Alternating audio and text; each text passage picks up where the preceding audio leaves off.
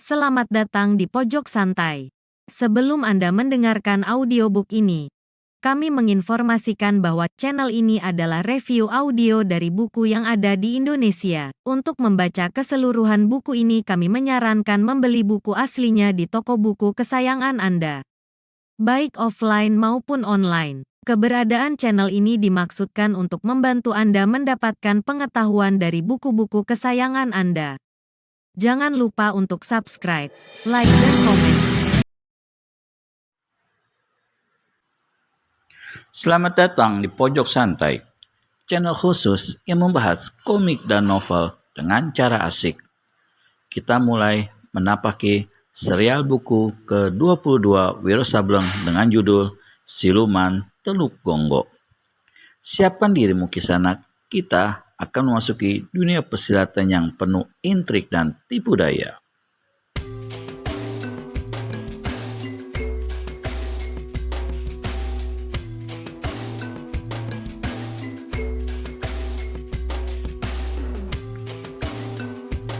Matahari bersinar terik membakar jagat.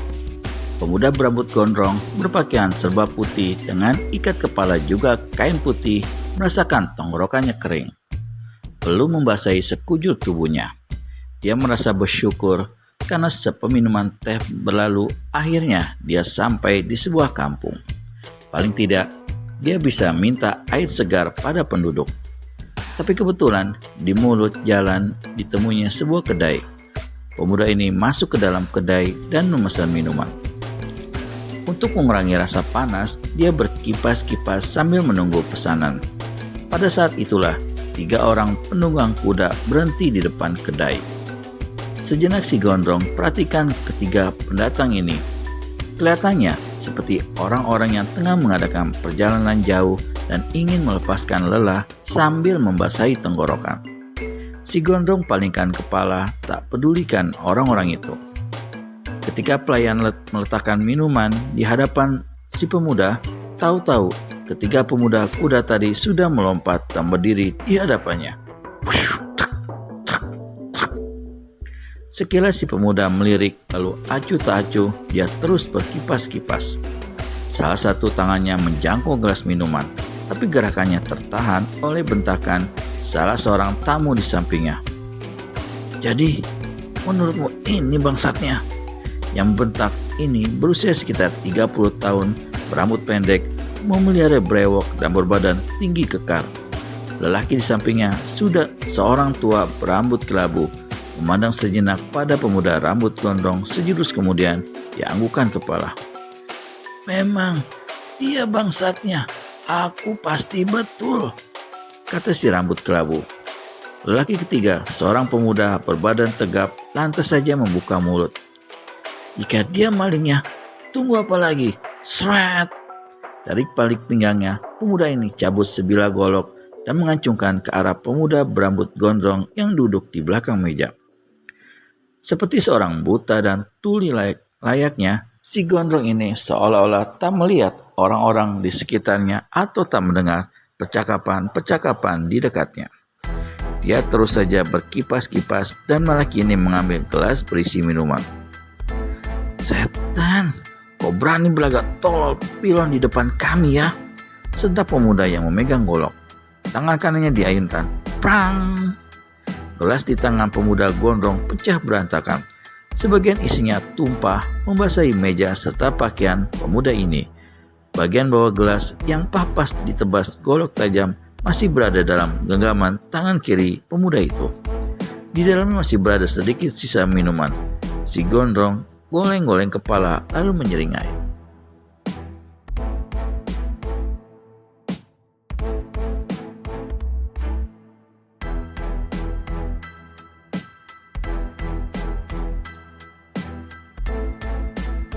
Dari mulutnya keluar suara siulan. Lalu seenaknya sisa minuman yang masih ada dalam gelas yang tinggal sepotong itu diteguknya sampai habis. Semua tamu yang ada di kedai melengak kaget, tetapi diam-diam juga menjadi tegang. Sebaliknya, 3 lelaki yang berada di hadapan si gondrong jadi naik pitam, dan pemuda yang memegang golok kembali menghardik. Heh, pencuri ternak, kau memang mau dicincang ya? Untuk kedua kalinya, golok besar itu berkelebat. Kali ini dibacokan ke kepala si gondrong. Beberapa orang tamu mengeluarkan seruan tegang. Karena sudah membayangkan sesaat lagi akan belahlah kepala pemuda berambut gondrong itu dihantam golok. Tetapi gilanya, manusia yang dirinya terancam bahaya maut itu justru kelihatan tenang-tenang saja, malah cengak-cengir. Namun apa yang terjadi kemudian benar-benar merupakan satu kejutan. Sedetik sebelum golok besar itu menghantam sasarannya, terdengar pekikan keras. Golok kelihatan mencelat ke atas dan menancap di langit-langit kedai.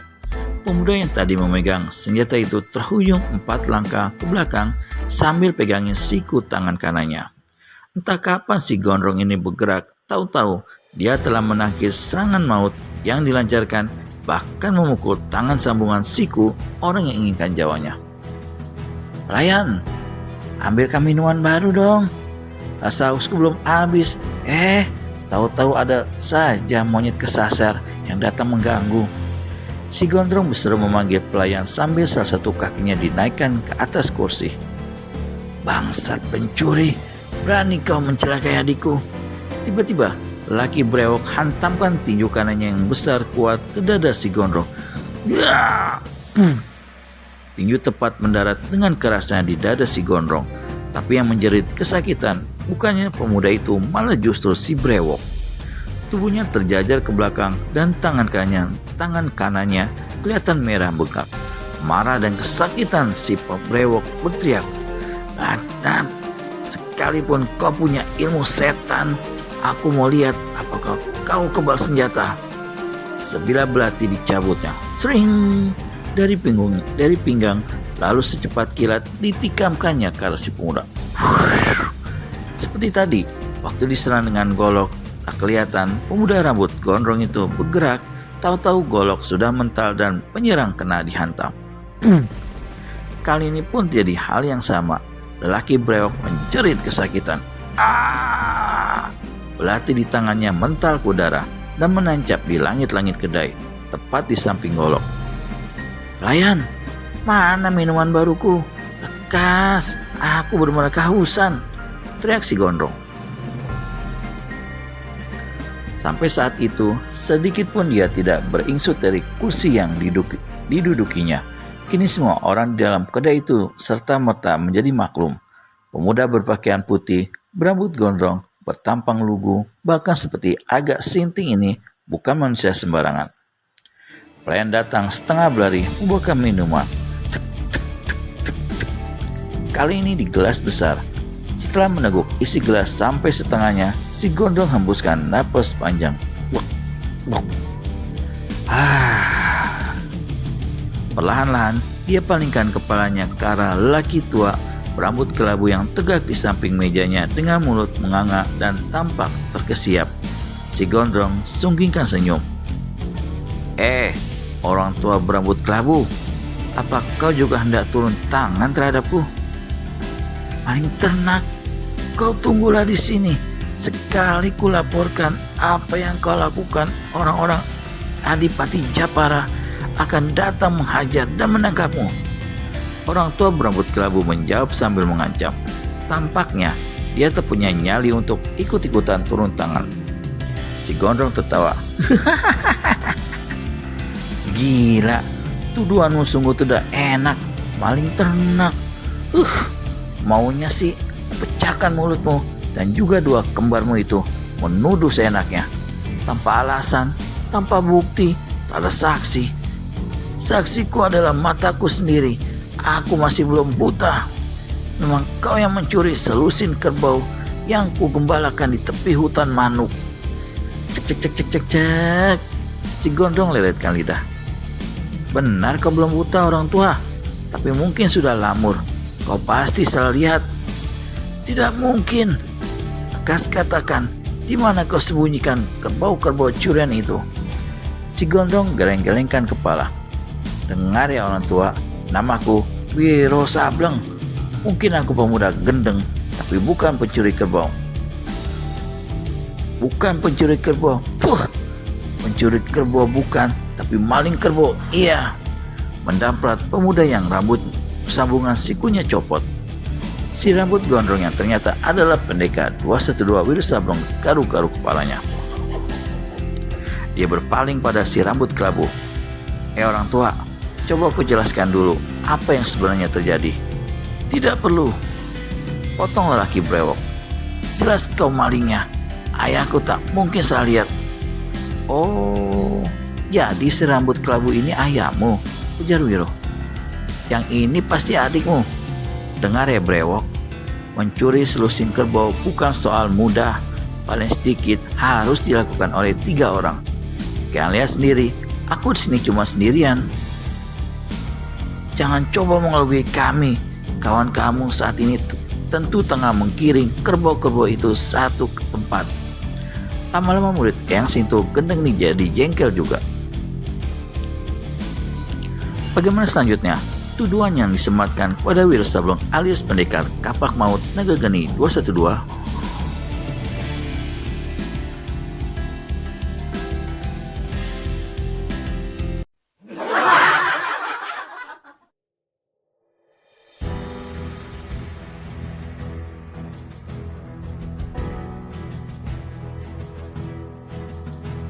Yang ini pasti adikmu. Dengar ya brewok, mencuri selusin kerbau bukan soal mudah. Paling sedikit harus dilakukan oleh 3 orang. Kalian lihat sendirilah, aku di sini cuma sendirian. Jangan coba mengelabui kami. Kawan kamu saat ini tentu tengah menggiring kerbau-kerbau itu ke satu tempat. Lama-lama, murid Eyang Sinto Gendeng ini jadi jengkel juga. Seumur hidup malang melintang di dunia persilatan, baru hari itu dituduh jadi maling, pencuri kerbau. Kembali digaruk-garuk kepalanya. Mau percaya atau tidak, terserah. Aku tidak mencuri kerbau kalian. Aku tak pernah berada di sekitar Gilimanuk. Aku datang dari timur dan memang mana ada maling mau mengaku. Tukas si rambut kelabu memberengut. Wiro Sableng menyeringai, dingin, dan si brewok kembali membuka mulut. Tanda-tanda yang kami ikuti menuju ke tempat ini. Di sini ayahku menemukanmu. Ciri-ciri pencuri itu tepat seperti dirimu.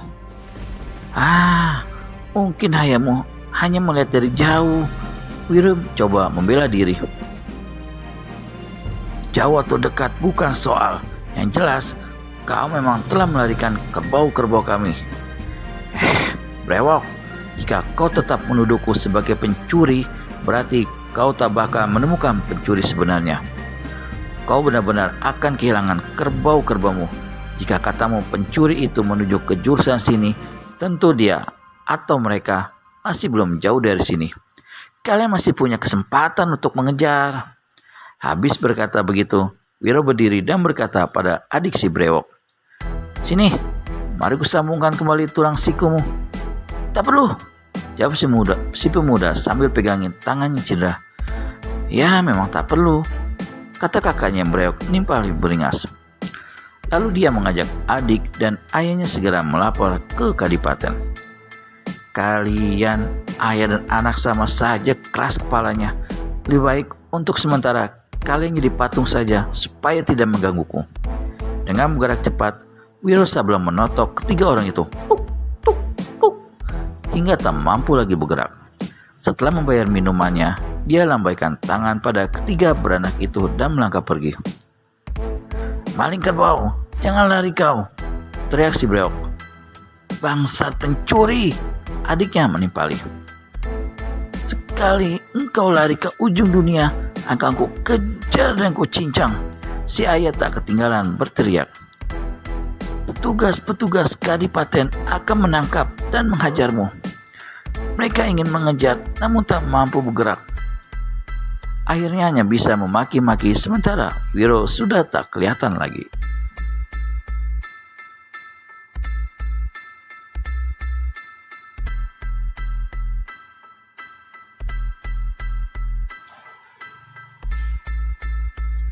Jauh di sebelah timur tampak menjulang Gunung Murio dengan mempergunakan ilmu lari kaki langit. Pendekar itu lari kencang ke jurusan itu. Tujuannya adalah Jepara. Di situ dia akan mencari keterangan mengenai suatu tempat yang hendak didatanginya. Sang surya mulai condong ke barat. Di depan sana terbentang daerah berbukit-bukit.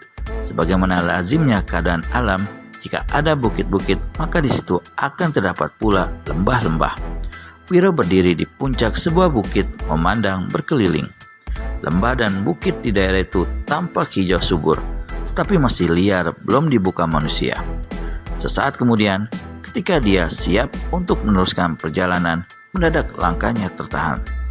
Jauh di bawah sana, di dasar salah satu lembah, dilihatnya 2 penunggang kuda tengah menggiring serombongan kerbau.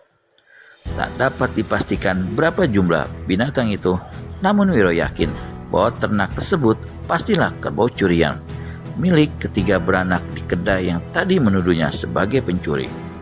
Sesaat Wiro berpikir, lalu tanpa tunggu lebih lama, dia segera berlari menuruni bukit. Sesampainya di lembah, diam-diam dia mengikuti kedua pengiring ternak itu.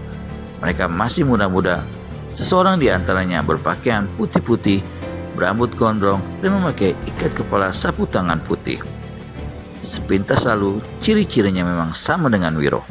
Murid Shinto gendeng ini merutuk dalam hati. Jadi ini penyebabnya. Sial, jadi aku yang dituduh.